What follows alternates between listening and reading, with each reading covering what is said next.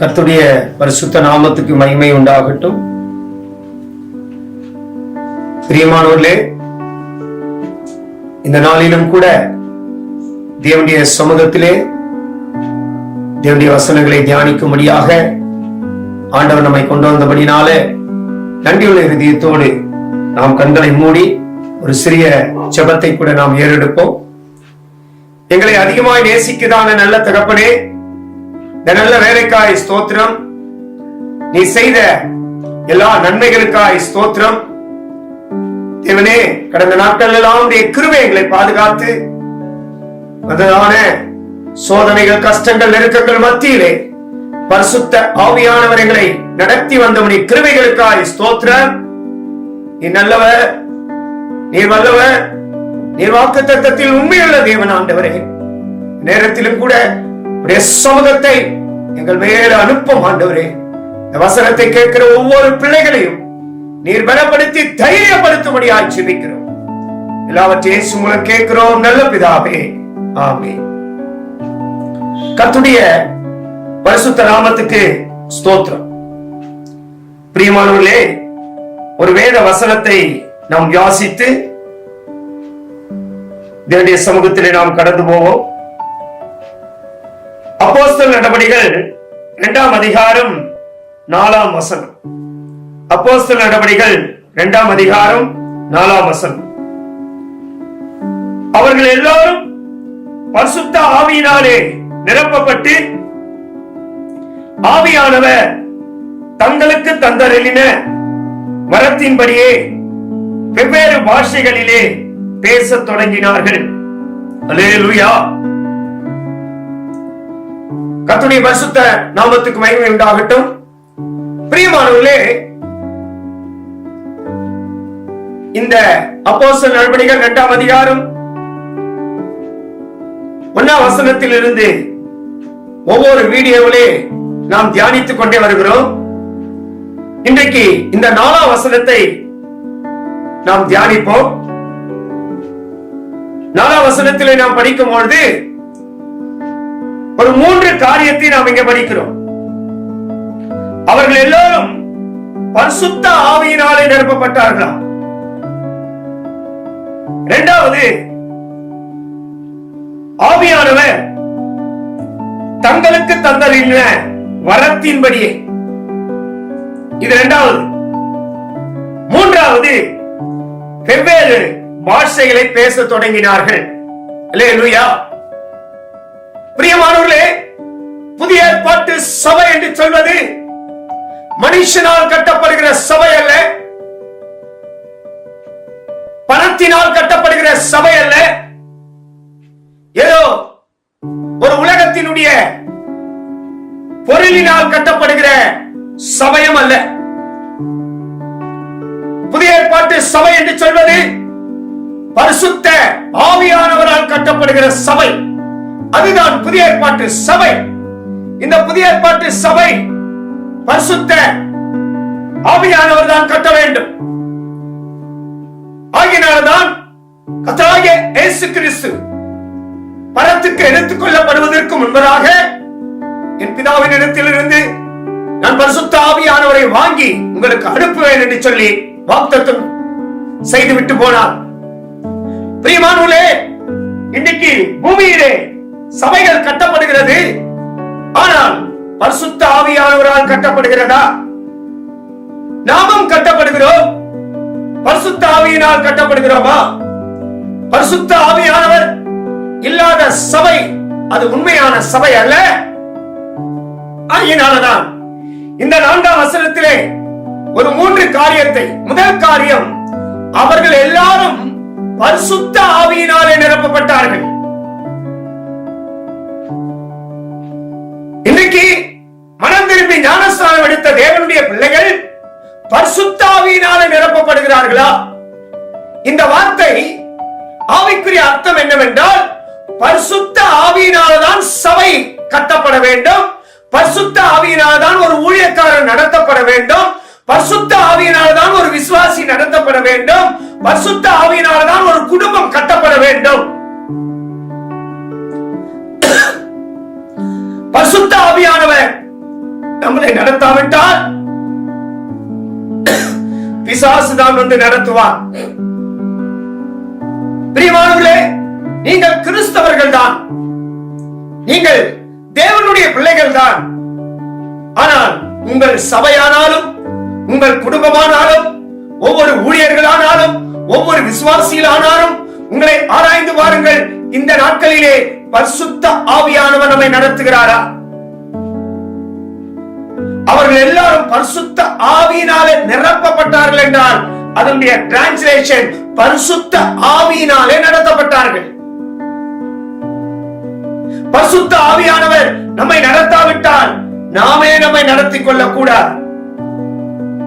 இயேசுவானவரே மனுஷ சரீரத்திலே இந்த பூமியிலே வந்தபொழுது ஞானஸ்தானம் எடுத்த பிற்பாடு ஆகினால்தான் மத்தேயு எழுதின சுவிசேஷம் 3ஆம் அதிகாரம் 16-17 வசனத்திலே இயேசுவானவர் ஞானஸ்தானம் பெற்று ஜலத்திலிருந்து கரையேறின உடனே வானம் அவருக்கு திறக்கப்பட்டது. பரிசுத்த ஆவியானவர் புறாவை போல் தம்மேல் என்றால் தம்முடைய தலையின் மேல் வந்து இறங்குகிறதை அவர் கண்டார். இதனுடைய அர்த்தம் என்ன என்றால் இயேசுவானவர் தெய்வம்தான், அவர் தேவனுடைய குமாரனுக்கு ஒப்பானவர். ஆனால் அவர் மனுஷ சரீரத்தில் இருந்தபோது ஆவியானவர் தான் அவரை நடத்தினார். ஆவியானவர் தான் அவருக்கு போதித்தார். ஆவியானவர் தான் அவரை கொண்டு போனார். வசனம் சொல்கிறது, இயேசுவானவரை ஆவியானவர் வனாந்தரத்துக்கு கொண்டு போனார். தேவனுடைய பிள்ளைகளே, இன்றைக்கு அந்த பரிசுத்த ஆவியானவர் புறாவை போல் அவர் தலையின் மேலதான் வந்தார். அவர் மேலதான் அமர்ந்தார். கை மேலேயோ கால் மேலேயோ மூக்கின் மேலேயோ அல்ல, தலையின் மேலே. இந்த அர்த்தம் என்ன என்றால் நம்மளை பரிசுத்த ஆவியானவர் தான் நடத்த வேண்டும். தேவனுடைய பிள்ளைகளே, சபையே, ஊழியர்களே, விசுவாசிகளே, குடும்பங்களே, உங்களை ஒவ்வொருவரையும் பரிசுத்த ஆவியானவர் நடத்துகிறாரா? உன் தலையின் மேல பரிசுத்த ஆவியானவர் காணப்படுகிறாரா? இன்றைக்கு எத்தனையோ தேவனுடைய பிள்ளைகள் தலையின் மேலே அசுத்த ஆவிகள் போராடி கொண்டிருக்கிறது. அசுத்த ஆவிகள் அவர்களோடு பேசிக் கொண்டிருக்கிறது. அசுத்த ஆவிகள் அவர்களுக்கு ஆலோசனை தந்து கொண்டிருக்கிறது. அசுத்த ஆவிகள் அவர்களை கெடுத்துக் கொண்டிருக்கிறது. தேவனுடைய பிள்ளையே, உன் தலை மேல பரிசுத்த ஆவியானவர் இல்லாவிட்டால் நீங்கள் புதிய ஏற்பாட்டு சபையாய் கட்ட முடியாது. புதிய ஏற்பாட்டு சபை கட்டப்படுவது பரிசுத்த ஆவியினால்தான். அவர்கள் எல்லாரும் ஒவ்வொருவரும் பரிசுத்த ஆவியினாலே நிரப்பப்பட்டார்கள். பரிசுத்த ஆவியானவர் எங்கே உண்டோ அங்கே விடுதலை உண்டு. இன்னைக்கு பரிசுத்த ஆவியானவர் நம்முடைய குடும்பத்தில் இருக்கிறாரா? எதனாலே குடும்பத்திலே சண்டைகள், பிரிவினைகள், வாக்குவாதங்கள், அநேக காரியங்கள் எதற்காக நடந்து கொண்டிருக்கிறது? எதுக்கு உங்களுடைய குடும்பத்திலே சமாதானம் இல்லை? இதற்கு காரணம் என்ன? பரிசுத்த ஆவியானவர் உங்கள் குடும்பத்தில் இல்லை. எத்தனையோ குடும்பங்கள் இன்றைக்கு நரக வாழ்க்கையில போய் கொண்டிருக்கிறார்கள். ஏனென்றால் அந்த குடும்பம் அவர்கள் சொந்தமாகவே நடத்துகிறார்கள். கிறிஸ்துவ தேவனுடைய பிள்ளை பாப்டிசம் எடுத்த பிற்பாடு, ஞானஸ்தானம் எடுத்த பிற்பாடு, பரிசுத்தாவின் அபிஷேகத்தை பெற்ற பிற்பாடு நீங்கள் உங்களையே நீங்கள் நடத்திக் கொள்ள கூடாது. ஆண்டவரே, எங்களை நீ நடத்தும். ஆண்டவரே, எங்களுக்கு குடும்பத்திலே ஆலோசனை கொடும். ஆண்டவரே, நான் என்ன செய்ய வேண்டும் என்று சொல்லும் என்று நீ ஒரு நாளாகிலும் தேவ ஆவியானவரிடத்திலே கேட்டாயா? இயேசுவானவரை பரிசுத்த ஆவியானவர் வனாந்தரத்துக்கு கொண்டு போனாராம். ஒரு தேவாதி தேவனே மனுஷ சரீரத்தில் இருக்கும் பொழுது ஆவியானவர் நடத்துவாரானால் நாம் எல்லாரும் ஒரு மனுஷன், நம்மளை தேவன் தான் நடத்த வேண்டும். தேவ ஆவியானவர் தான் நடத்த வேண்டும். தேவ ஆவியானவர் உன்னை நடத்தும் போது சமாதானமாய் நடத்துவார். தேவ ஆவியானவர் உன் குடும்பத்தை நடத்தும் போது ஆசீர்வாதமாய் நடத்துவார். தேவ ஆவியானவர் உன் குடும்பத்திலே எல்லாவற்றையும் செய்யும் போது நன்மையானதை மட்டும்தான் செய்வார். தேவ ஆவியானவர் தீமையை செய்கிற தேவன் அல்ல. ஆகினால்தான் அப்போஸ்தலர் நடவடிக்கைகள் 10ஆம் அதிகாரம் 38ஆம் வசனத்திலே வாசிக்கும் பொழுது பரிசுத்த ஆவியானவர் தேவனாகிய கர்த்தர் பரிசுத்த ஆவிய நசனாகிய இயேசுவை பரிசுத்த ஆவியினாலே நிறைத்த பொழுது அவர் அநேகருக்கு நன்மை செய்கிறவராக, பிசாசின் பிடியில் அகப்பட்டவர்களை விடுதலை ஆக்குகிறவராக சுற்றி நடந்தார். தேவனுடைய பிள்ளையே, பரிசுத்த ஆவியானவர் உன்னை நடத்துவாரானால் உன் குடும்பத்துக்கு நன்மை மட்டும்தான் நடக்கும், தீமை நடக்காது. விசுவாசிகளே, ஊழியர்களே, உங்கள் ஊழியத்திலும் உங்கள் சபையிலும் உங்கள் குடும்பத்திலும் எதற்கு தீமை நடந்து கொண்டிருக்கிறது, எதற்கு அநியாயம் நடந்து கொண்டிருக்கிறது, எதற்கு அக்கிரமம் நடந்து கொண்டிருக்கிறது, எதற்கு அபாயங்கள் வருகிறது, எதற்கு ஆக்சிடென்ட் நடந்து கொண்டிருக்கிறது? நீ வண்டியிலே போகும்போது எதற்காக ஆக்சிடென்ட், விபத்துக்கள்? நீங்கள் உங்களை நீங்களே நடத்திக் கொள்கிறீர்கள், உங்கள் சொந்தமாகவே நடத்திக் கொள்கிறீர்கள். தேவ ஆவியானவரை நடத்துதலுக்கு நீங்கள் உங்களை ஒப்பு கொடுக்கவில்லை. தேவ ஆவியானவர் எங்கே உண்டோ அங்கே விடுதலை உண்டு. அப்போஸ்தலர் 2:4 அவர்கள் எல்லாரும் பரிசுத்த ஆவியினாலே நிரப்பப்பட்டார்கள். முழு சபை, முழு விசுவாசிகள், முழு ஊழியர்கள் பரிசுத்த ஆவியினாலே தான் நடத்தப்பட வேண்டும். இது தேவனுக்கு சித்தமானது, இது தேவனுடைய சித்தம். தேவனுடைய பிள்ளைகளே, பரிசுத்த ஆவியானவர் உனக்கு நன்மை செய்ய வேண்டுமானால் பரிசுத்த ஆவியானவர் தான் உன்னை நடத்த வேண்டும். பரிசுத்த ஆவியினாலே நடத்தப்படாத ஒரு ஊழியர்களோ, பரிசுத்த ஆவியினாலே நடத்தப்படாத ஒரு விசுவாசியோ, பரிசுத்த ஆவியினாலே நடத்தப்படாத ஒரு சபையோ, பரிசுத்த ஆவியினாலே நடத்தப்படாத ஒரு குடும்பமோ அது சீயோனாய் புதிய எருசலேமாய் மாற முடியாது. அது பரலோக ராஜ்யம் அல்ல. பிரவேசிப்பதற்கு அதற்கு அதிகாரம் இல்லை. அவர்கள் பரலோக ராஜ்யத்துக்குள்ளே போவதற்கு அவர்களால் முடியாது. தேவனுடைய பிள்ளையே, இந்த நாளிலும் கூட இந்த வார்த்தையை கேட்டுக் கொண்டிருக்கிற ஒவ்வொருவரையும் தேவ ஆவியானவர் எச்சரிக்கிறார். ஊழியர்களே, விசுவாசிகளே, சகோதரனே, சகோதரியே, இவ்வளவு நாள் நீ அசுத்த ஆவியினாலே நடத்தப்பட்டாய். இன்றைக்கு அந்த பரிசுத்த ஆவியானவருக்கு உன்னை ஒப்புக்கொடு. பரிசுத்த ஆவியானவர் உன்னை நடத்துவாரானால் அவர் நீதியாய், நியாயமாய், சமாதானமாய், பரிசுத்தமாய், ஞானமாய் உன்னை நடத்தி அந்த ராஜ்யத்துக்குள்ளே கர்த்தர் உன்னை கொண்டு போவார். அல்லேலூயா. இரண்டாவது, அந்த அப்போஸ்தலர் நடவடிக்கைகள் 2:4 அவர்கள் எல்லாரும் பரிசுத்த ஆவியினாலே நிரப்பப்பட்டு ஆவியானவர் தங்களுக்கு தந்தருளின வரத்தின்படி, இது இரண்டாவது அனுபவம்.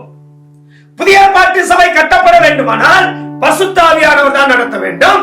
இரண்டாவது, அவர்கள் எல்லாரும் தங்களுக்கு தந்தருளின வரத்தின்படி. புதிய ஏற்பாட்டு சபைக்கென்று ஒரு ஆவிக்குரிய வரத்தை தந்திருக்கிறார். அந்த வரம் சபைக்குள்ளே காணப்பட வேண்டும். இந்த வரத்தை குறித்து தான் யாக்கோபு எழுதின நிருபத்திலே 3 17 நாம் வாசிக்கும் பொழுது அங்கே எழுதப்பட்டிருக்கிறது, பரத்தில் இருந்து வருகிற ஞானமோ முதலாவது சுத்தமுள்ளதாயும், பின்பு சமாதானமும் சாந்தமும் இணக்கமுள்ளதாயும், இரக்கத்தாலும் நற்கனிகளாலும் நிறைந்ததாயும், பட்சபாதம் இல்லாததாயும், மாயமற்றதுமாயும் இருக்கிறது. நீதியாகிய கனியானது சமாதானத்தை நடப்பிக்கிறவர்களாலே சமாதானத்தினாலே விதைக்கப்படுகிறது. அல்லேலூயா. தேவனுடைய பிள்ளையே, ஆவிக்குரிய தங்களுக்கு தந்தருளின வரங்களின்படி, இந்த வரம் என்று சொல்வது பரத்திலிருந்து தான் வருகிறது. இந்த வரம் தேவனுடைய ஞானம், பரலோக ஞானம், பரலோக பிதாவினுடைய ஞானம். இந்த ஞானத்தை புதிய ஏற்பாட்டு சபைக்கு ஆண்டவர் ஒரு வரமாக கொடுக்கிறார், வரங்களாக கொடுக்கிறார். மனுஷ ஞானமோ, சாத்தானுடைய ஞானமோ, உலகத்தின் ஞானமோ உன்னை சீயோனாய் புதிய எருசலேமாய் மாற்ற முடியாது. ஆகையினால்தான் 1 கொரிந்தியர் 1:31 தேவனால் அவரே நமக்கு ஞானமும், அந்த இயேசுவே ஞானம்.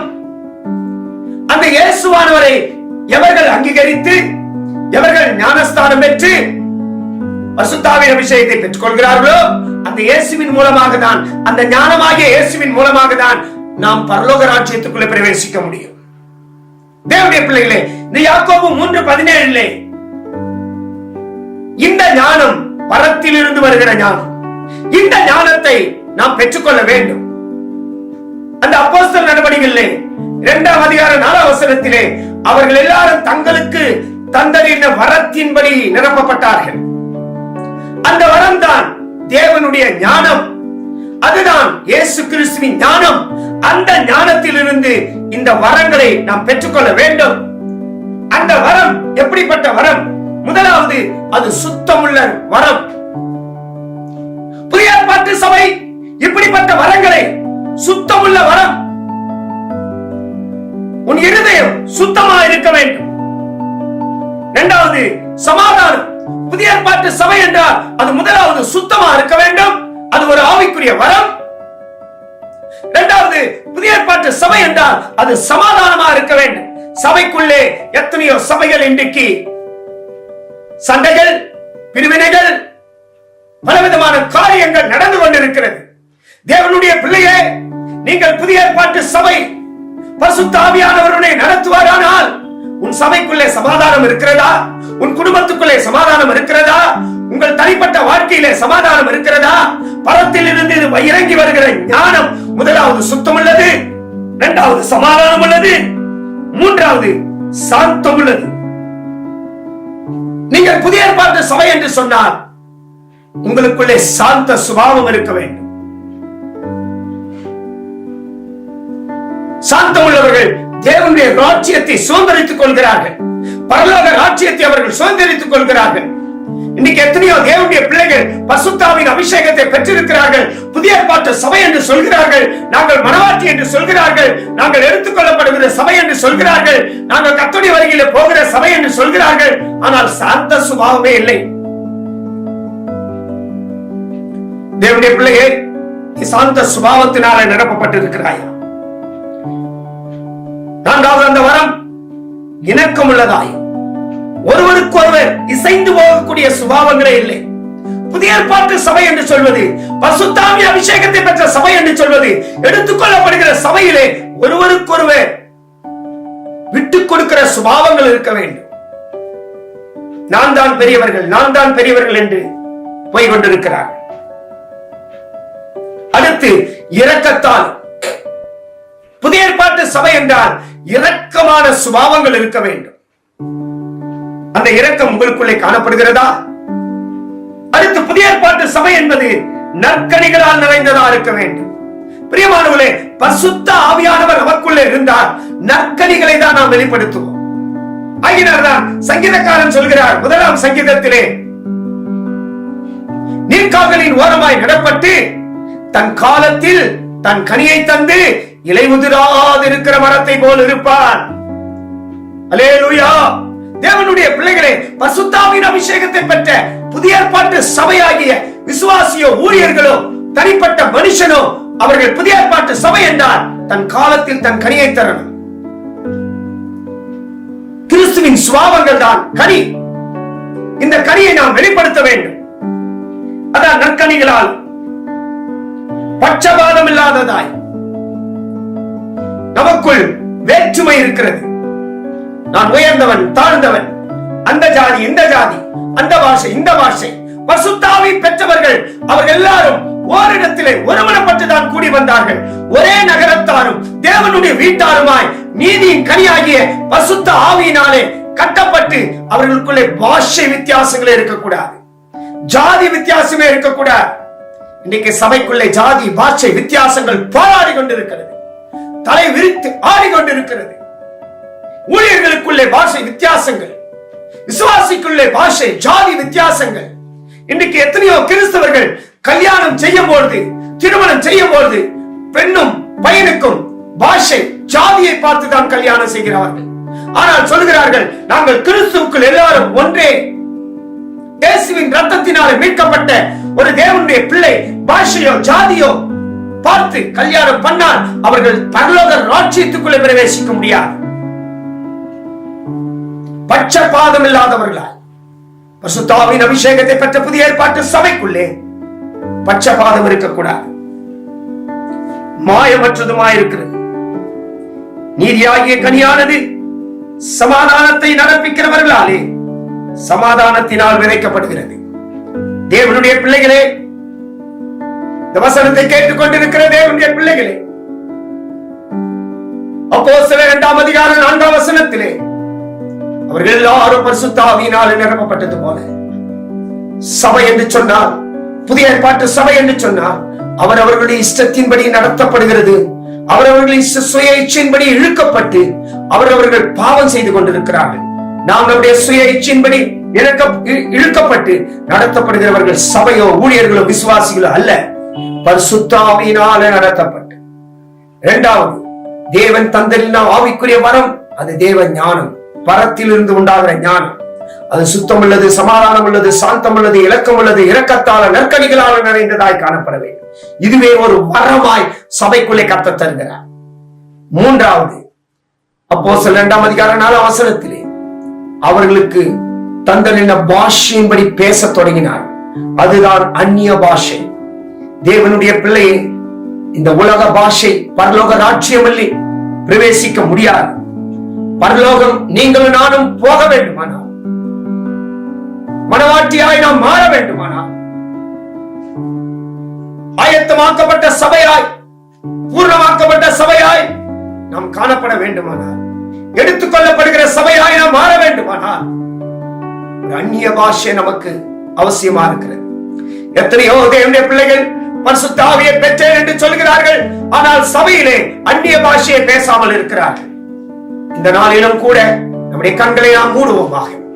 தேவனுடைய பிள்ளைகளே, ஊழியர்களே, சுவாசிகளே, நாம் தான் புதிய ஏற்பாட்டு சபை. நாம் அந்நிய பாஷையினாலே, அந்நிய பாஷை என்று சொல்வது அது பரலோக பாஷை, அது தேவனோடு பேசுகிற பாஷை. அந்த பாஷையை நீங்கள் இந்த பூமியில் இருக்கும்போது பரிசுத்த ஆவியின் மூலமாய் நீங்கள் பெற்றுக்கொள்ளாவிட்டால் பரலோக ராஜ்யத்தில், பரலோகத்திலே பிரவேசிப்பதற்கு நீங்கள் முடியாது. அந்த பாஷையை ஆண்டவரே எனக்கு தாரும் என்று சொல்லுங்க. அந்த பரிசுத்த ஆவியின் அபிஷேகத்தை எங்களுக்கு தாரும் என்று சொல்லுங்க. எல்லாரும் கண்களை மூடுவோம், முழங்கால் படியிடுவோம். இந்த நேரத்திலும் கூட அந்த பரிசுத்த ஆவியானவர்களை நடத்தட்டும். ஆண்டவரே, எங்களை துஷ்ட ஆவிகள் நடத்தக்கூடாது, எங்களை சாத்தான் நடத்தக்கூடாது, மனுஷன் ஆவிகள் எங்களை நடத்தக்கூடாது. தேவனே, நீர் எங்களை நடத்தும் என்று சொல்லி நாம் ஜெபிப்போம். ஆண்டவரே, இந்த நாளிலும் கூட ஒவ்வொரு தேவனுடைய பிள்ளைகளை பரிசுத்த ஆவியானவர் நடத்துவாராக. ஆவிக்குரிய வரங்களினால் சபைகளை நிரப்புவராக. ஆண்டவரே, அந்நிய பாஷையினால் சபைகளை நிரப்பி அது மனவாட்டி சபையாய், எடுத்துக் கொள்ளப்படுகிற சபையாய், தேவனே பூர்ணமாக்கப்பட்ட சபையாய் ஒவ்வொருவரையும் நீர் மாற்றி, சீயோனாய் புதிய எருசலேமாய் மாற்றி உடைய வருகைக்காய் ஒவ்வொரு ஆயத்தப்படுத்த வேண்டும் என்று இயேசுவின் மூலமாய் கேட்கிறோம் நல்ல பிதாவே, ஆமென்.